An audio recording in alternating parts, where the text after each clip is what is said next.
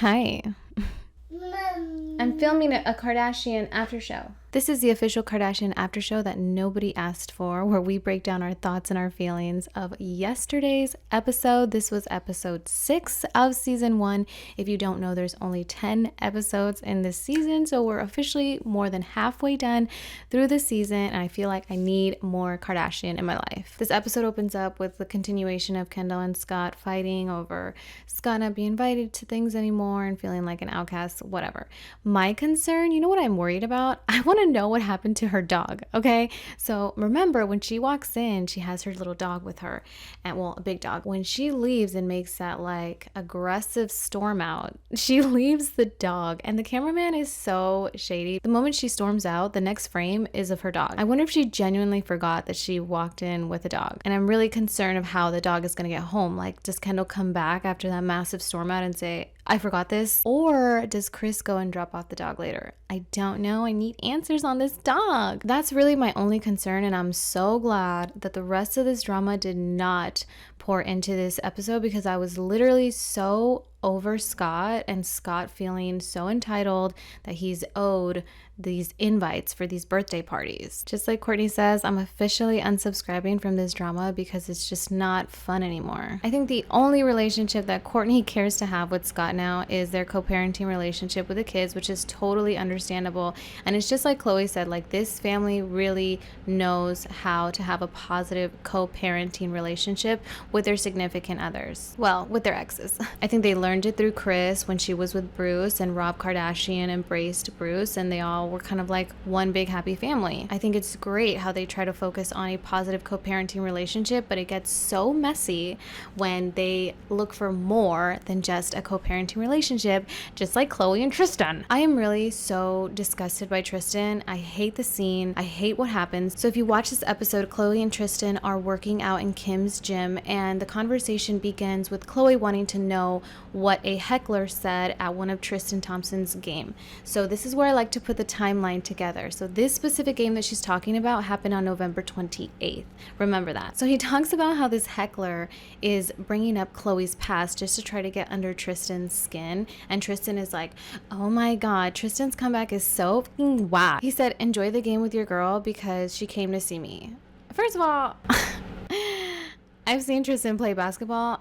I don't think anybody's there to see Tristan Thompson. And to top everything off, even though that heckler got ejected from the game, Tristan's team lost that game, just like the loser he is. It really annoys me how Tristan has the nerve to play two separate lives and has the audacity to act the way he does on camera. And then in Khloe's interview, she literally says verbatim, Tristan is very protective of his family. He doesn't like people talking about any of us. And that's just really cute. And I think it's just how everyone should be. You're just supposed to protect your family. It's really hard to watch Khloe continue to try with this man that cheated on her when she was pregnant, 9 months pregnant, about to go into labor, and also cheated on her with Jordan Woods. To watch her protect and say good things about this person, like, oh my God, it breaks my heart. I saw this tweet that someone said, like, Khloe's a better person than me, because if it were me, I would not air any of these scenes. Like, I don't care about a contract. And though I agree with that perspective, I also really appreciate Khloe showing this, because it shows kind of like the backstory of before this entire scandal happened. It's also pretty strategic if you think about it. She's making sure that people know the backstory, that they were in a relationship. So I almost feel like production was probably like, do you want to keep this in there? And she probably said, yes, keep that shit in there, so people know that I was still trying with him, that I was giving him the benefit of the doubt, that I was really trying to see the best in him, and he still continued to do this. Put that in there, so when this scandal unfolds, they're gonna hate Tristan with a passion. And for me, it does. It adds fuel to the fire. It adds impact to the blow, because it's like, wow, this woman was still down for you and you still did this. Remember, this heckler incident happened on November 28th, and Mara Lee, the model fitness that got pregnant by Tristan, got induced on November 29th, the very next day. So Tristan Thompson had already filed for a paternity action lawsuit in the state of Texas. Mara Lee also filed for a paternity action, but in California. And she filed like in June, like way before she delivered the baby. She delivered the baby on December 1st, literally 3 days after the heckler incident. According to this timeline, we're very, very close before this scandal breaks out. According to an article from E!, she went to the press and made all of this public on December 17th. So we're about 2.5 weeks away from everything. There's also confirmation that this scandal does get filmed by the showrunner. Her name is Danielle King. Danielle King shared her thoughts in this article saying that I'm filming it, but there's still a human aspect to it all. She explains, my heart was just utterly breaking for Khloe, as all of our hearts are right now. A lot of them are really trying to get this co-parenting relationship correct, just like Kim and Kanye. Can I just say, I love Dad Kanye. I love DadYe. DadYe just lives in the moment with his kids. Like, you can see it when he brings a fire truck and he's talking to North. He's like, did you tell Saint? And she's like, no. It's so much fun to see Kanye in that role because all of these things really seem so minor when you see such an innocent moment with Kanye and his kids. It's almost like his kids bring him down to earth, like he's level-headed, he's in the moment with his kids, and it's just such a blissful moment to watch. Kanye playing the dad role is probably one of the best things I saw in this episode. And Chicago, did you see Chicago? Chicago is literally me. Chicago is like, what is going on? Like, where is my purse? Like, why are we doing this? North is so like, yeah, North is such her dad. Like, North is so funny. Kim was trying to, hype it up, and she's like, oh my God, isn't this so cool? Like, nobody has ever done this before. And North is like, literally, firefighters do this every day. Calm down. I love North. She just kind of like humbles Kim, and it's amazing. But I love Kim too, and I love that she's so vulnerable in this episode. So this episode is called This is a Life or Death Situation, and it really circles around Kim's law journey. Before the Kardashians aired, when Kim did that interview with Variety, that iconic "get your fucking ass up and work" statement was said. She talks about how with Keeping Up, the producers really knew the audience and they targeted storylines that would really keep the audience engaged. And she wanted to show more of her law journey. So in the Kardashians, you're going to see more of Kim's law journey. And it was so beautiful to see. Like, Kim is doing amazing work. I love how vulnerable she was. And it's like, Kim is choosing to do this. I don't know if a lot of people understand this, but like, Kim is choosing to do all these things. She doesn't benefit from it at all. People do say like, oh, she does benefit from it because she gets exposure, this, that, and the third. That's not what she's doing it for. Kim has enough clout in the world to not have to go through this amount of stress.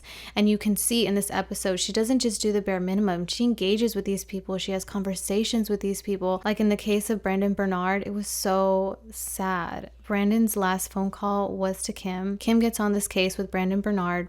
He's gonna get executed, and unfortunately, she could not stop the execution, and she was crying on the phone with him. It was just such a vulnerable moment to see. My heart broke for her. Like, she broke down crying. The fact that Kim chooses to do this, I can't see how people don't appreciate her. So then she takes us with her through her journey with the Julius Jones case, where she partners with Scott Budnick. And I love how she walks us through the process of how they were able to get the governor's attention. I'm not saying that she's a genius and she created this and every other lawyer should be doing this.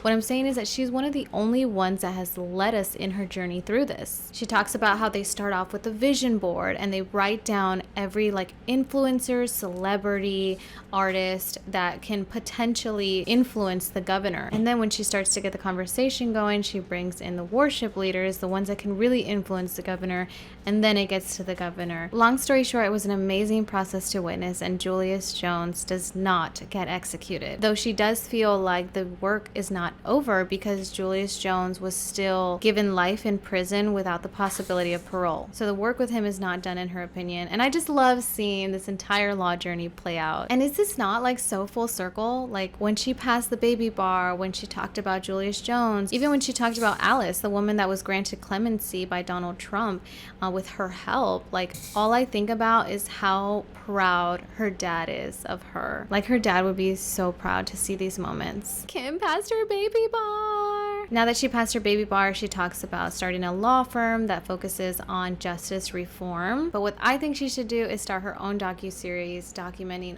all of these cases. I would definitely watch that. And seeing just like all the positive reaction and feedback that she got on Twitter with the Julius Jones case, so many people would watch that docuseries. Last thing I want to talk about is Kourtney and Travis's PDA. People are really starting to get frustrated with her PDA, but honestly, I'm here for it. In the last episode, she talks about how she just wants to to protect her and Travis's energy. They're in their... What? I'm filming. I'm almost done. They're in their honeymoon phase. It'll die down. They just got engaged. Let a happy girl have her moment. And I'm so glad that she's finally happy. That's all for today's episode. I hope you guys loved last night's episode. Let me know your thoughts. How do you feel? I'll see you in the comment section. I love you so much, and I'll see you in my next one. Bye. You're about to fall. Oh my God. How did you climb on this? Amari, wait.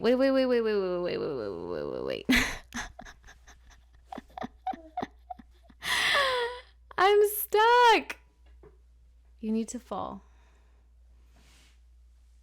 Are you on your butt? Okay.